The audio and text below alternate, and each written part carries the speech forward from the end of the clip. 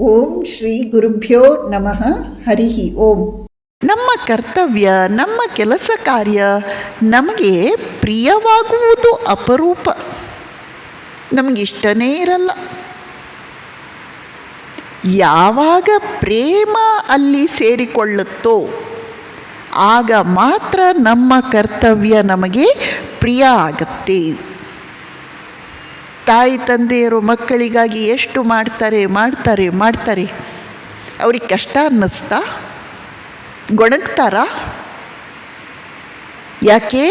ಅವರಿಗೆ ಪ್ರೀತಿ ಇರುವುದರಿಂದ ಅದು ಕಷ್ಟ ಅನ್ನಿಸುವುದಿಲ್ಲ. ಪತಿ ಪತ್ನಿಗಾಗಿ, ಪತ್ನಿ ಪತಿಗಾಗಿ ಎಷ್ಟು ಮಾಡ್ತಾರೆ, ಎಷ್ಟು ತ್ಯಾಗ ಮಾಡ್ತಾರೆ, ಎಷ್ಟು ತೊಂದರೆಗೊಳಗಾಗ್ತಾರೆ, ಎಷ್ಟು ಒದ್ದಾಡ್ತಾರೆ. ಆದರೆ ಕಷ್ಟ ಅನಿಸುತ್ತಾ? ಇಲ್ಲ. ಯಾಕೆ? ಪ್ರೀತಿ ಇದ್ದಾಗ ಕಷ್ಟ ಬರುವುದಿಲ್ಲ. ಅದೇ ಬೇರೆ ಜನರಿಗೆ ಅದರ 10% ಮಾಡಿ ನಾವು ಎಷ್ಟು ಗೊಣಗ್ತೇವೆ, ಎಷ್ಟು ಕಷ್ಟಪಡ್ತೇವೆ, ಎಷ್ಟು ಹೇಳ್ಕೊಂಡು ಹೋಗ್ತೇವೆ ಎಲ್ಲರ ಹತ್ರ. ಯಾಕೆ? ಪ್ರೀತಿ ಇಲ್ಲದಿದ್ದರೆ ಕರ್ತವ್ಯ ಹೊರೆಯಾಗತ್ತೆ, ಭಾರ ಆಗತ್ತೆ. ಯಾವಾಗ ಪ್ರೀತಿ ಇದೆಯೋ ಅಲ್ಲಿ ಕರ್ಮದ ಚಕ್ರಗಳು ಸರಾಗವಾಗಿ ಉರುಳುತ್ತವೆ. ಅಲ್ಲಿ ನಮಗೆ ಭಾರ ಅನ್ನಿಸುವುದಿಲ್ಲ. ಕರ್ತವ್ಯವೆಂದರೇನು? ಈ ಅಧ್ಯಾಯದಲ್ಲಿ ನಾವು ಇನ್ನೊಂದು ಅಂಶವನ್ನು ಕುರಿತು ಆಲೋಚನೆ ಮಾಡುವುದು ನಮ್ಮ ಕರ್ತವ್ಯ.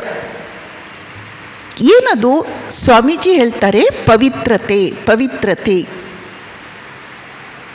ಪ್ರತಿಯೊಬ್ಬ ಸ್ತ್ರೀ ಪುರುಷನು ಪವಿತ್ರನಾಗಿರಬೇಕು. ಪವಿತ್ರತೆ ಅನ್ನೋದು ಸರ್ವಶ್ರೇಷ್ಠವಾದ ಆದರ್ಶ.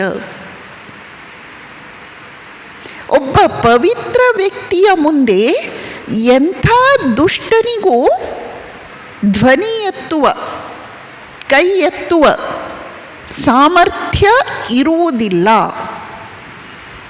ಬುದ್ಧನ ಮುಂದೆ ನಿಂತ ಅಂಗುಲಿಮಾಲನಂತೆ,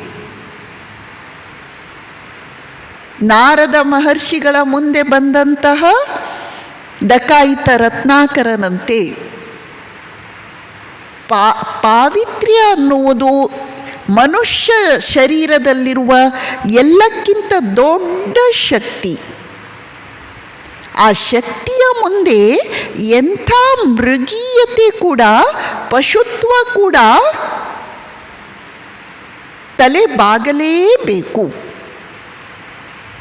ಸ್ವಾಮೀಜಿ ಹೇಳ್ತಾರೆ, ಜಗತ್ತಿನಲ್ಲಿ ಬಹಳ ಜನ ಪುರುಷರು ದಾರಿ ತಪ್ಪಿದ್ದಾರೆ ಅಂತ ಹೇಳ್ತಾರೆ. ಅವರು ದಾರಿ ತಪ್ಪಬೇಕಾದ್ರೆ ಅಷ್ಟೇ ಸಂಖ್ಯೆಯಲ್ಲಿ ಸ್ತ್ರೀಯರು ಇರಬೇಕಲ್ವಾ? ಇಲ್ದಿದ್ರೆ ಅವ್ರು ಹೇಗೆ ದಾರಿ ತಪ್ಪಲಿಕ್ಕಾಗ್ತಿತ್ತು?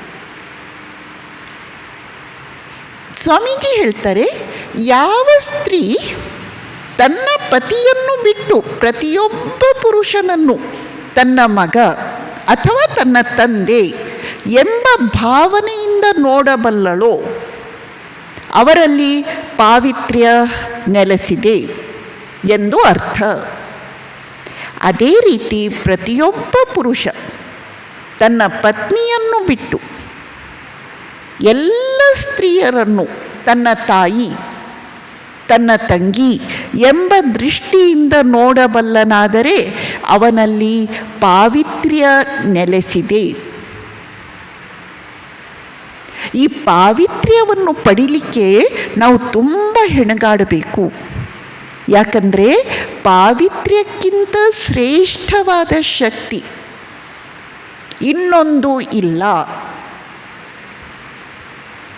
ಪವಿತ್ರತೆಗೆ ಬಾಗದಿರುವ ದುಷ್ಟ ಶಕ್ತಿಯೇ ಇಲ್ಲ.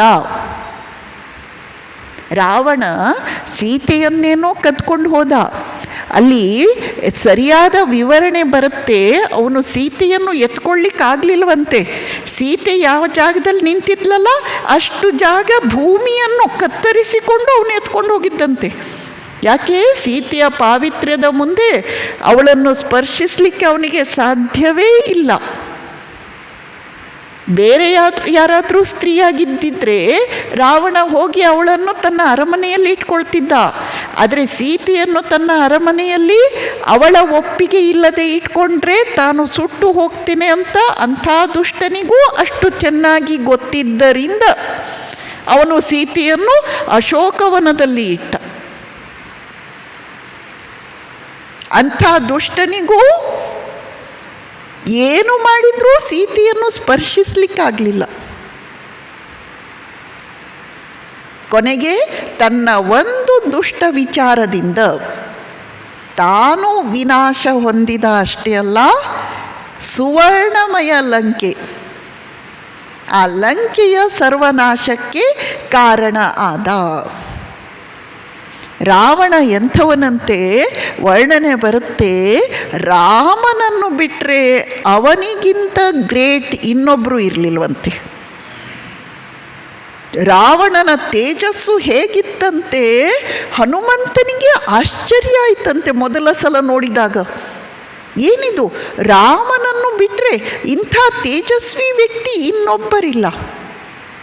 ಏನು ರಾವಣನ ಭಕ್ತಿ ಕೇಳ್ತೀರಾ, ಎಂಥ ಶಿವಭಕ್ತ ಅವನು, ಕಥೆಯೆಲ್ಲ ನಮಗೆ ಗೊತ್ತಿದೆ ಅಲ್ಲ.